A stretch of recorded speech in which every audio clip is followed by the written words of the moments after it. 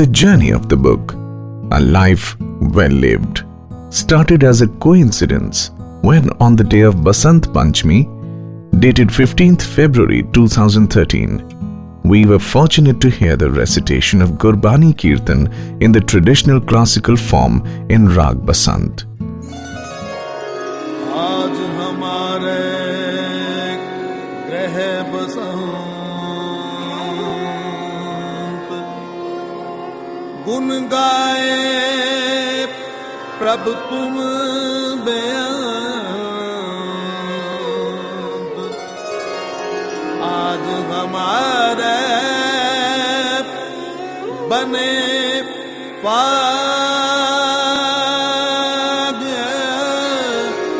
प्रभु संगी मिल खेलन लाग प्रभु संगी मिल खेलन लाग. These memories took me back in time to the period we lived in Sangrur in the 1960s and 1970s. It reminded me about our childhood and especially about our parents, to whom we are always indebted to for all their love, special care, and the warmth we have received from them in abundance. With these thoughts in mind, I decided to document my thoughts and feelings towards my parents and express my gratitude towards our friends and associates who have been part of the family through the ages. I started to write about my forefathers from the period of 1840 onward, and as the pen flowed, old history and data was collected about that period of gene state and the contribution of our forefathers who in succession held the post of Nazim during the state times. Sangrur was the capital of erstwhile gene state, where love connects beyond boundaries. The clock tower of Sangrur just doesn't tell time, it tells history. The journey of the book, A Life Well Lived, could not have been completed without a very special mention of our family from Lahore, whose hearts always remained in Sangrur. General Ghulam Bhig Khan, the Commander-in-Chief of the Jeen State Forces, and our family have shared a bonding since last 7 generations. And with the changing times, these bonds have grown. And we all are determined to pass on this rich legacy to the next generations. Their family home in Sangrur named Lal Koti still exists, and even today it is referred to as General Ghulam Bhig's home, and we hope this name remains. I had started writing my book, A Life Well Lived, from January 2013. I realized that most of our senior members of our families from Sangrur, India and Lahore, Pakistan had passed away during this period. I actually missed out a lot of moments that I could have spent with them, and also written first-hand accounts of the period from 1946 to 1977 when the families were separated or lived apart. In fact, I was fortunate to share my thoughts with Shazi, who is General Ghulam Peak's great-grandson, and he mentioned that his father, Chachaji Iqbal, whenever he mentioned any incident regarding Sangrur, he would get extremely nostalgic and was rarely able to complete the sentence without getting very emotional. The same thoughts and feelings I shared with Tayaji Hazur Ahmed when he was in his 90th year, and since I was not writing the book, I could not get some of the pertinent answers to my questions since I did not probe him in that context. But what stayed with me has been his thoughts and his feelings which he expressed while just before I left. His last words to me, which I can never forget, and they echo in my mind whenever I think of them, was, मेरा संगरूर जाने को एक बार बहुत बहुत बहुत मन करता है. At that moment, I realized I wish we were able to take him to Sangrur for one last time to fulfill his wishes, and he was able to see his hometown. The one he loved so much was his wonderful, wonderful Sangrur. Two distinct personalities of their times, and who had an inspiring role in my father, Sardar Gurbakh Singh Sibia's life, were Bhai Randhir Singh Ji, who was his maternal uncle, and Sant Maharaj Attar Singh Ji of Mastuana Sahib. Due to their motivation, my father joined the freedom struggle and took upon the task of spreading the light of education.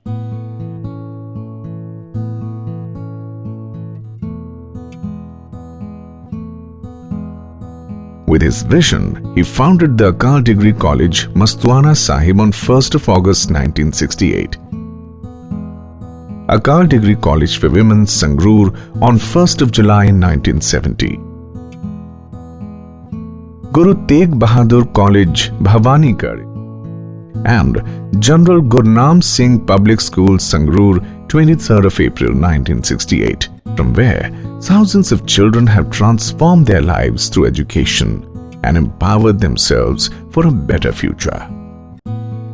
He made transformational changes for Punjab when he was Minister for Irrigation and Power from 1972 to 77, and District Sangrur in particular. Notable among them were Dehar Power Project, Satluj Byas Project, and Shah Feeder Project, along with the brick lining of hundreds of kilometers which reached the remotest parts of the state. Thousands of acres in Sangrur district, which were under constant threat of floods, were provided with a long-lasting solution with excavation of drains and construction of bridges, etc. for complete drainage, which improved the economic conditions of the residents. Power supply for agriculture and industry, strengthening the working of Tube Well Corporation of Punjab, etc. were equally focused upon. Department of Bhavanigarh and Sangrur were at their peaks in those days. Foundation of Municipal Corporation Office of Bhavanigarh was laid on 1st of January 1975. New electricity grids and offices were inaugurated by him. New telephone exchange was commissioned to improve connectivity and communication systems for better growth. Sardar Gurbakh Singh Sibia reclaimed large portions of unutilized land in the villages of Khabdan, Roshanbala, which were not fit for agriculture due to high salinity levels. He prepared a blueprint for diversification of crops in Punjab and submitted the document to the central government for better planning of the agriculture policy. The blueprint was very much appreciated by the central government, and on this account he was recognized as a genuine innovator in the field of agriculture and horticulture. He got Sangrur district recognized as an industrially backward zone, and special subsidy policy was implemented. This enabled the residents of Sangrur to avail of this special status given for industry, encouraging companies like Indian Acrylics to establish their units in Sangrur and providing hundreds of job as well as business opportunities to the residents. His attachment for Sangrur and Sangrurians was proverbial. Sangrur was the capital of erstwhile Jind state with rich cultural heritage, and we have tried to include photographs of the rulers of the state times. The coronation ceremony and the royal weddings of the state have been highlighted in our presentation. Diwan Khana, the railway station, Darbar Hall, palaces, schools, the royal gates, Baradari, even the royal furniture of the times, and the bazaars of the inner walled city. Sangrur was the city of gardens, and its beauty was unmatched in those glorious days. It was also compared to Paris in many ways. The role of my mother, Sardarni Beyant Kaur, was instrumental in encouraging his goals and at the same time gave the family the spiritual strength along with her concept of Seva and Simran. which made all the achievements of my father possible. My maternal side of the family had migrated from Pakistan, and in my book, I have tried to capture those sensitive moments of that particular phase of 1947, and the memories of the happenings are still very much fresh in the minds of the people who witnessed the largest exodus of human mankind in history. While writing about the book, I realized that most of the history of Jean State had either been demolished, burnt, or scarred, and we were actually left with very few of our old emblems that the city possessed. We have formed the Sangrur Heritage Preservation Society, which is dedicated to trying to preserve the old emblems of the city.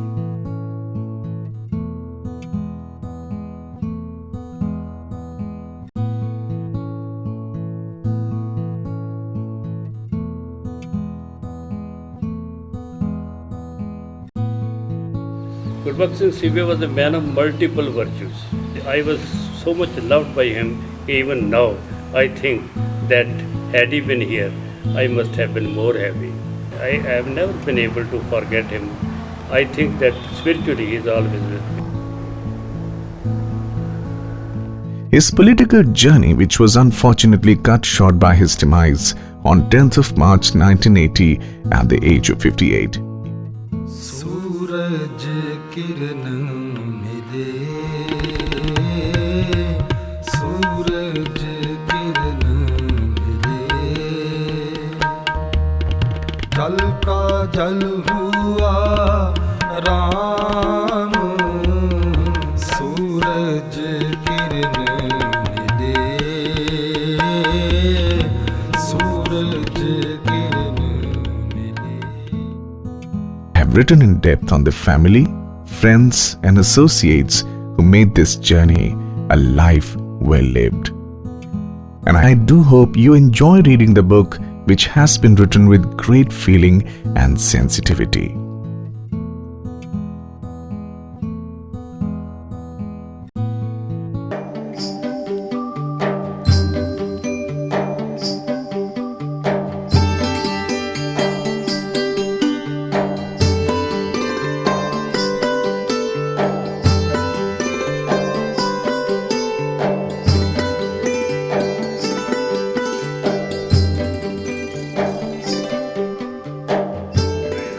To each one of you who has taken out time from your busy schedule to share this wonderful moment with the Sibia family. Truly, there aren't enough words to convey my feelings and gratitude to all of you. The book, A Life Well Lived, is a tribute to my parents and ancestors who have left their impressions on the sands of time for us to emulate and follow. The journey of the book, A Life Well Lived, was inspired after listening to the Gurbani classical recital in Rag Basant 2 years ago on the day of Basant Panchami. आज हमारे ग्रह बसंत गुण गाए प्रभ तुम्हें बेअंत. In English it says, Season of spring in my home, I sing your glorious praise, O infinite Lord God.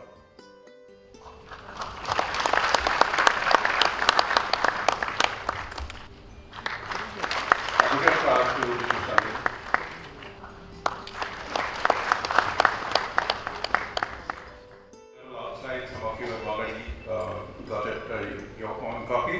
You can have it personalized and autographed from the author. We have amongst us a great social activist who is the managing trustee of the Rani Breast Cancer Trust, and she is herself a writer and a poet. I'll request Safina Sardar, please come and share your association with the trust which the Sibia family had established. Good evening, ladies and gentlemen. The chief guest of the evening, whom we fondly call Paji or Vedri. His Highness Maharaja Singh of Patiala, ladies and gentlemen, a very good Ladies and gentlemen, good evening to you all. For me, it's a pleasure to be here this evening. Pleasure because I know Sunny, I know Gogi, I know the whole family. I knew his father, I knew his mother. And I think when he sent this book to me, many things that I had forgotten came to the fore again. I was just thinking, sitting here, that perhaps the first time that somebody said that I should join politics. So I'll invite poet Sibia to please come and share one poem. It is impossible to express our gratitude for our parents. Being a mother of 2 children myself, I understood my father's feelings and emotions that went through him when he decided to write this book. He felt so blessed to have such wonderful parents who gave him such beautiful memories. So when he asked me to pen down a few lines for the book, I was delighted to be a part of this journey that was so close to his heart. So here are a few lines from the book. One of the things you call your own, they gave you such a beautiful home. Childhood memories of love and laughter, entrenched in our heart, happily ever after. They lived our dream, they shared our sorrow. They asked the Lord for my sorrow to borrow. They loved me, protected me, and led me by the hand. What a beautiful relationship, part of God's plan. They will love me till this world comes to an end. They were a guide, a teacher, and a true friend. From the moment you were born till the time of death, I wonder if 1,000,000 thank yous will be adequate. The law of nature we have to abide, but my home will always be where my parents reside. The law of nature we have to abide, but my heart will always be where my parents reside. Thank you so much.